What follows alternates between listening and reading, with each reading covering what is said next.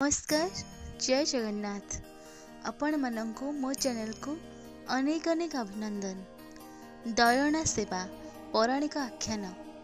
श्रीमंदिर रे विराजित चतुर्धा मूर्ति व्यतीत अन्य कौनसी मंदिर किंबा देवादेवी पीठ में दयना सेवा प्रचलित नहीं। दयना सेवा महाप्रभु जगन्नाथंकर अनन्यत प्रतिपादन करिथाए। भगवानंकर अति प्रिय यह सुबासित पत्र विभूषित गुल्म दयनार एक लोमहर्षणकारी भक्ति तथा त्यागर पौराणिक किंवदंती जनाजे यह क्षुद्र गछटी कहीं भगवान प्रिय हो पारिछि। श्रीमंदिर रे एक परंपरा थिला जे महाप्रभु श्री जगन्नाथंक रात्र पहुड़े जदि दैवात माल वस्त्र किंबा फूल खसी पड़े तेबे ता परदिन मंगल आरती पूर्व सेवक भितरचु महापात्र समस्त पूर्वपरि लगी करिथांती। जदि गभा खसी पड़ी थाए बलदेवंकर हेउथिले ताहा विमला को दिया जाए। जगन्नाथंकर मस्तकरु गभा खसी थिले प्रभुंकर प्रथम सेवक ठाकुर राजा को प्रदान करा जाय थाए। एकदा श्री जगन्नाथंक मस्तकरु गभाटी खसी पड़िबारु प्रसाद बड़ू और राजगुरु ताहांकु ठाकुर राजा को प्रदान निमंते राजप्रसाद रे उपस्थित हेले। एही समय महाराज सांगमानंक सहित पशा खेल मग्न थिले।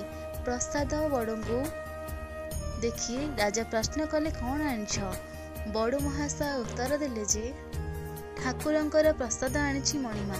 खेल निमग्न राजांक डाहाण हाथ रे थिला पशा काठी। अन्य मनस्करे राजा बाम हाथटी बढ़ाई देले कहिले दियो। प्रसाद बड़ू किछि उपाय न पाई सेही बाम हस्ତରେ ଦେଇଦେଲେ श्री जगन्नाथंक श्रीअंग लगे तुलसी गभाटी को। किंतु पर मुहूर्त राजांकर आध्यात्मिक चेतना फेरी आसबारु से अनुतप्त तथा निर्जक अपराधी मन कले। कौन से आज कले? महाप्रभुंक प्रसाद को बाम हाथ में ग्रहण करनेले। हाथरू खसी पड़ला पशा काठी। खेलरू उठी चलीगले महाराज। महाराजंकर मन विचलित हो उठिला। किति बड़ा पाप कली, एहार प्रायश्चित दरकार। मृत्यु पूर्वरु ए महापापर प्रायश्चित करने पड़िबो। कि दंड ग्रहण करिबी? मानसिक द्वंद्व सिहरी उठुथिले राजा। परवर्ती मुहूर्त राजा निज पाई दंड स्थिर करनेले जे जिउ बामहस्त महाप्रभुंक प्रसाद को ग्रहण करिछि से हाथ आ शरीर रे रहिबो नाही। हेले किपरि हाथटी को छेदन करिबी? काहा द्वारा दंडटी को कार्यकारी कराइबी? महाराजंक मुंडरे एक अद्भुत चिंता आसीगला। महामंत्री को पाखक डकाई कहले, देखंतु महामंत्री, काली राति रे मु मो शयन कक्ष रे सोई पाली नाही। कारण एक भूत झरका बाट देई तार हाथ को मोर शयन कक्ष को बढ़ाई करी मते धरिया पाई चेष्टा कला। मोर निद भांगी जिबारु मु इतस्तत गृह मध्य लुचिबा को चेष्टा कली। एहा परे प्रभात होईगला।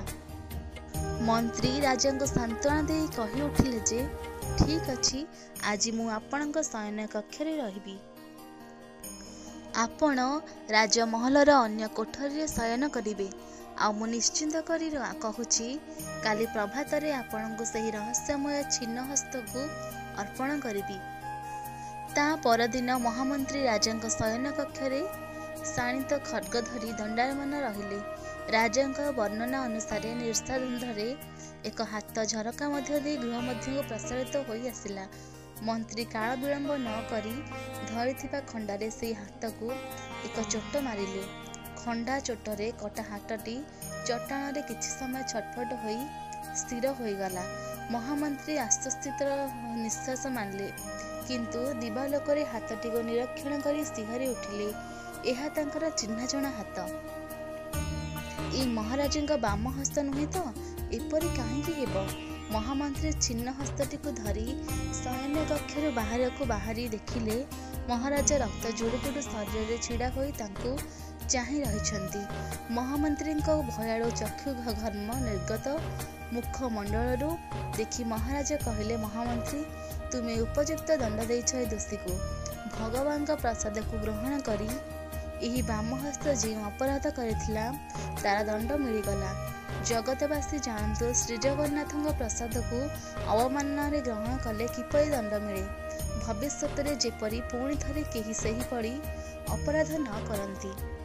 मंत्री राजांकर एही सुपरिकल्पित स्वयं दंडप्राप्तिर व्यवस्था को जानी स्तंभीभूत होईगले। महाराजा आदेश दिले, जाओ महामंत्री, मोर राजा उद्यान रे चिन्ह हस्त को समाधि दे दियो। आज जगत जानू जगन्नाथ प्रसाद को ब्राह्म हस्त ग्रहण करिवार परिणाम। राजांक आज्ञा रे पुष्प उद्यान मध्य भाग में राजा चिन्ह बाम हस्त को ससम्मान समाधि दिगला। सेही दिन ठारू राजा महाप्रभु सेवारे विरति रहिबार निश्चिंत हेले, कारण विकलांग शरीर में महाप्रभु पूजा अपराध गण्य। किछि दिनांतरे राजा पुष्प उद्यान में भ्रमण करुथिबा समय रे पहुंची गले सेही स्थान रे जिउठारे तांकर छिन्न हस्त को समाधि करा जायथिला। महाराजा दृष्टिगोचर हेला समाधि जगार एक सुबासित गुल्म। राजा पत्र को आनी आघ्राण करी जानले, एही पत्रर सुगंधरे उद्यानर अन्य पुष्पर सुगंध फिंगा पड़ी जाइछि। राजा उद्यान रक्षक माली को प्रश्न कले, गछर नाम कौन? माली भी चिन्हि पारलानी। राजांको आदेश रे माली से वृक्षर जत्न नहीं तार वंश विस्तार कर चलले। सारा उद्यान एही अजଣା गछर बास्नारे महक उठुथिला। राजा एही पत्रर सुगंधरे एते मोहित होई गले जे एही पत्र को जगन्नाथଙ୍କ श्रीअंगरे लागि करबाकू इच्छा कले, किंतु ए अजଣା गछ होइथिबारु पूजक मना कले, एहा प्रभुଙ୍କ सेवारे लागि पारिब नाही। किंतु दिने पूजा पंडा देखिले चतुर्धा मूर्तिଙ୍କ श्रीअंगरे तुलसी और फूल सहित ए अज्ञात वंशज पत्र लागि होइछि। ए तारा सुगंधरे गर्भगृह सुगंधित कर जाइछि। पूजक महाराजा को ए अनैतिक कार्य लगी माली को दायी करी अभियोग कले। महाराजा पुष्प उद्यान को जाई देखिले सेही गुल्म सब छिंडा जाइछि। माली ही उद्यान फूल पत्र नहीं मंदिर को जगाए, तेणु से दोषी। राजा आदेश रे माली को मृत्युदंडी रे दंडित करा जाई कारारुद्ध करागला। कारागृह रे निर्दोष मालीटी अभिमान भरा हृदय नहीं मृत्यु को अपेक्षा करिथिला। रूप्रकार पाखरे प्रार्थना करिथिला, हे प्रभु, तुम अंतर्जामी सर्वद्रष्टा सर्वग्रासी होई मध्य मो प्रति अविचार काहेकि? मु तो मो नामहीन पत्रडाल केबे छिड़ाई तुमको पाखको पठाई नाही। मो उपरे मिथ्या अभियोग काहेकि प्रभु? जी सर्वसुदृढ़ कृपालु, जी परम कारुणिक दयामय, से कौन केबे तांको सृष्टि को अन्याय विनाश करि पारंती? माईर आकुल प्रार्थना रे विचलित चकाडोला से दिन राति रे महाराजा स्वप्नादिष्ट होई कहले, देख राजन, से माली निर्दोष। मु निजे तुम पुष्प उद्यान रे थिबा से पत्र को मो श्री अंगरे धारण करिछि। जहाको तुम अज्ञात नामहीन वृक्ष कहूच से प्रकृत रे दयणा। एहा नंदनकानन ही रही महाविष्णु सेवा निमंते। से ही दयणा गुल्म तुम भक्ति और त्यागर जन्म नहीं। तुम छिन्न हस्तर समाधि उपरे तुम्हें माली को कारामुक्त कर एवं प्रत्यह तुलसी परि दयणा को मो अंग सेवारे प्रचलित कराओ। भगवान स्वप्नादेश राजा माली को कारामुक्त करने को दयामाली सेवा प्रदान कले, जी कि प्रत्यह दयामाल मंदिर को जगाई थांती। राजा पुष्प उद्यान जोठारे ए दयणार उद्भव हेउथिला तार नाम जगन्नाथ वल्लभ उद्यान नाम विख्यात। प्रथम थर पर जो दिन पूजा पंडा चतुर्धा मूर्ति ठारे दयामाल पड़िथिबार देखिथिले, से दिन थिला चैत्र शुक्ल त्रयोदशी, केतेक कहते चतुर्दशी। सेही दिन को स्मरण करने प्रतिवर्ष सेही तिथि जगन्नाथ वल्लभ उद्यान दयणा चोरी नीति पालन करा जाए। एही दिन रामकृष्ण कंदर्प को पट्टचित्र सह पालिंकी जगन्नाथ वल्लभ उद्यान को जाती। मंदिर को प्रत्यावर्तन समय 66टी दयणा वृक्ष आनती।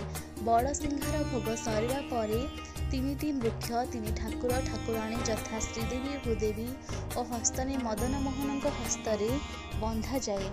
परदिन सकाळ धूप सरिया परे 3 ठाकुर ठाकुराणी घंटा घंटा काहाली तलिछ पटुआरे श्रीमंदिर को 3 थर परिक्रमा करी रत्न सिंहासन रे विजय हुअନ୍ତି। सेमानंक देहरे बंधा जाइथिबा दयणार 3 गछ एवं चांगुडी रहिथिबा 3 गछ दयण को समुदाय 6 गछ को जगन्नाथ बलभद्र एवं सुभद्रा को लागि करा जाए। एहाको दयणा चोरी लीला कहा जाए। जगन्नाथ स्वामी नयन पथगामी भव तुमे। जय जगन्नाथ।